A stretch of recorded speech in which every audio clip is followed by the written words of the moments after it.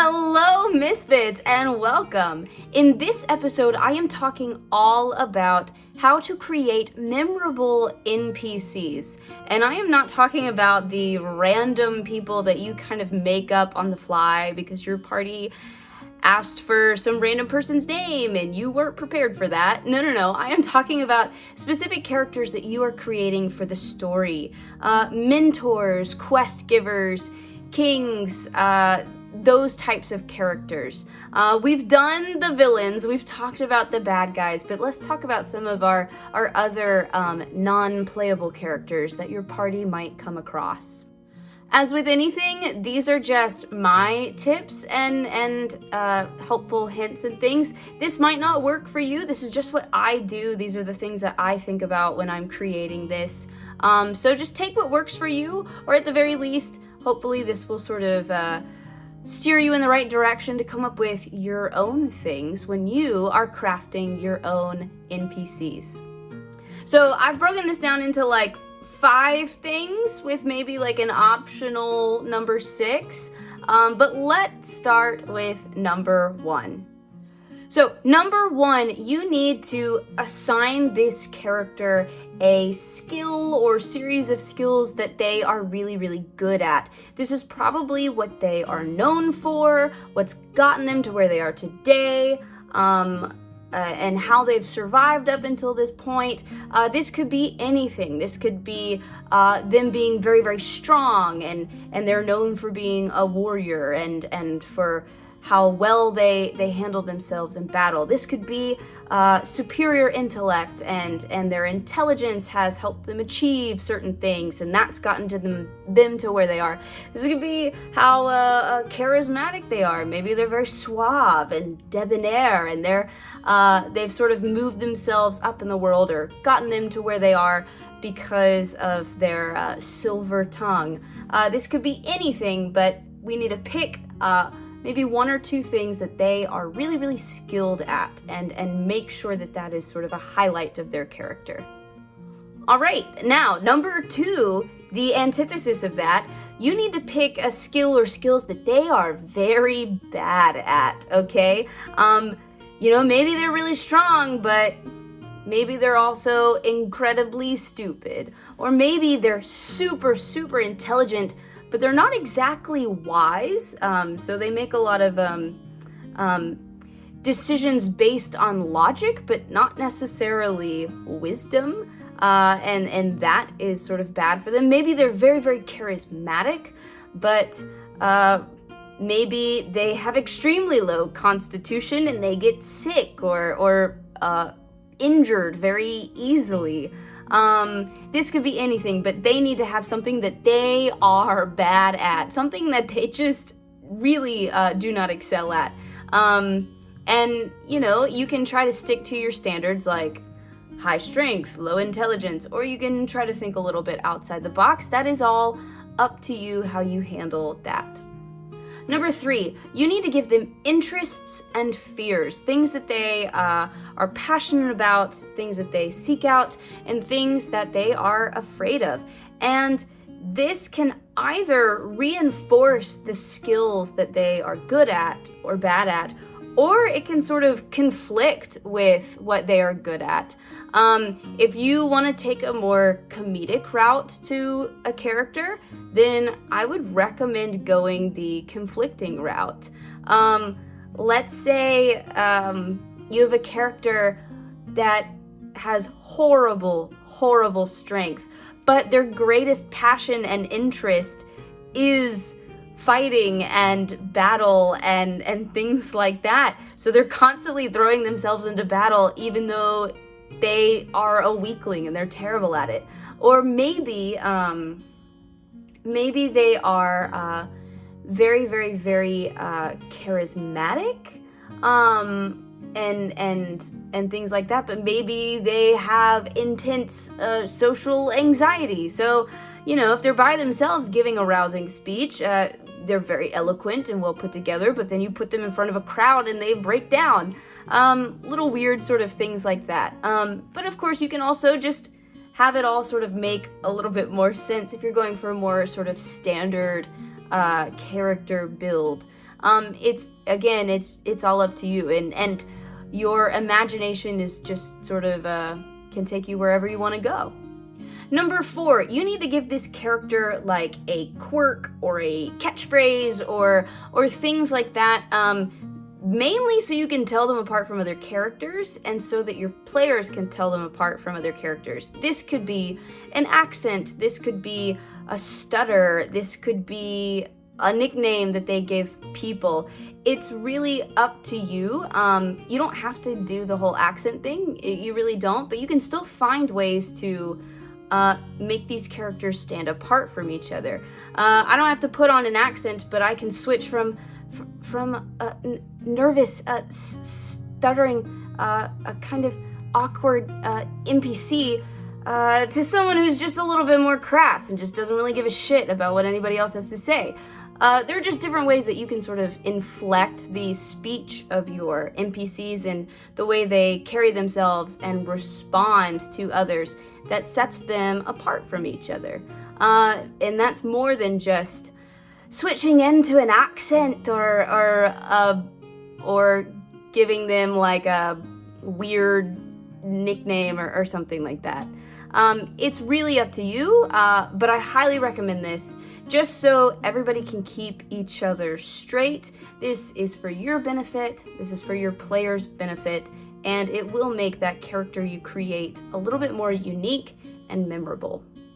I should also say I am terrible at accents, but I try anyway. So, if you're bad at accents, don't let that stop you from doing them, because I continue to be bad at them, but that's never stopped me, and it can lead to some funny moments at the table too, so don't be discouraged. All right, number 5, you need to give them a purpose within the context of your story and adventure. This can be a threat that they need to overcome. This can be an ally that the party needs to win over. This can be a resource that they're looking for. They need to provide something to the story. If they're there just to be there, they're gonna get forgotten. People aren't gonna go back and talk to them. If they have like a purpose and a reason for being there, they're the only person with knowledge about something, or they're the only person of high enough rank to gain access to a place. That gives the party reason to continue to interact with them, and that continued interaction is what makes them more memorable. You're probably less likely to remember the NPC that was there that one time for that one adventure than you are the NPC that you had to have like prolonged conversations with for a very specific, important reason tied to the story. So that's something that I strongly recommend. So number 6, you don't have to do this, but this is sort of to take things a step further, but you can find a way to take what is known and expected about this character you've created and find a way to sort of flip it on its head. You can take the sweet, innocent, and dependable ally and you can thrust them into the most dangerous scenario that you wouldn't expect to find them in. You could take your comic relief character and have them turn on the party and kind of be a deceiver or a liar. You could turn the person the party fears the most and turn them into one of the party's greatest allies. There are a number of ways to do this, but this is a way to subvert expectations of your party, which is something I am constantly trying to do. And that's what makes a lot of stories and characters and these things that happen in this game so memorable, because you were expecting something and then you were surprised and shocked and found that something else was true. This is an optional step. You don't have to do this. This is just sort of the next progression of creating memorable characters and memorable stories. But it's something I would recommend if you feel comfortable enough to try it out and take that leap, because it's not always easy to sort of land these twists and moments like this. So only build up to this one if you're up for it and you feel like you're willing to take on the challenge. All right, and that's kind of all I have for today. This is sort of a real short breakdown, but these are things that I think about when I am creating characters.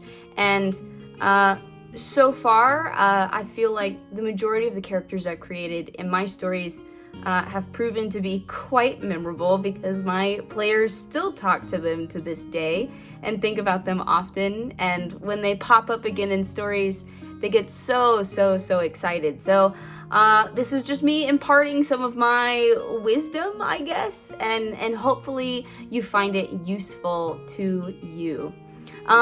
If you enjoyed this video and you like this content, please feel free to like and subscribe, and please leave a comment down below. I would love to hear about some of your favorite NPCs and what about them was memorable to you or to your players. Please, yes, absolutely share that. And well, that's kind of all I've got today. So with that, I hope you guys have a wonderful day, and I will see you again next time.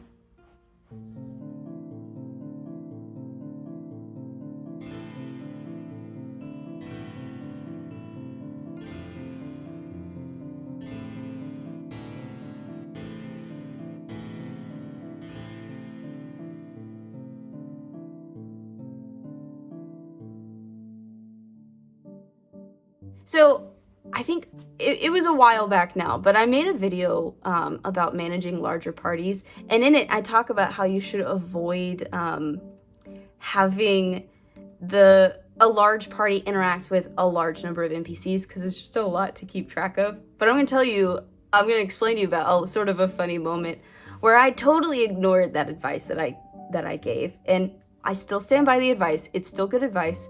You should still take it. But in our old campaign, the audio only one, campaign 1, there was a moment, and I'll be vague because it's not out yet, that recording, but there was a moment in which the party basically went into a meeting with almost every significant NPC they had met over the course of the adventure. Not every single one, but like the big ones. And yeah, I mean, I allowed it to happen. I gave them the opportunity and they took it. But yeah, basically, in this meeting, I think I played like between 16 and 20 different NPCs in this meeting. It was absurd. But I took a lot of care to make sure that going into the meeting, every single character had something to contribute, something to say, something to add, which really helped out. I'm glad I had the time to prep for that. And I felt like I had succeeded in making memorable characters after this moment, because there were moments where I could switch from one to the other without saying who was now talking, and my players were able to tell, like, who was who just by the way I talked to them and the way I reacted. And gosh, I just remember that and being so stressed going into it, but then afterwards just being so happy. And God, it was so fun. That episode probably won't drop for a little while, but it's one of the last episodes of the campaign. But it was just such a fun moment, so I felt like I had to share that. All right, guys, have a good one.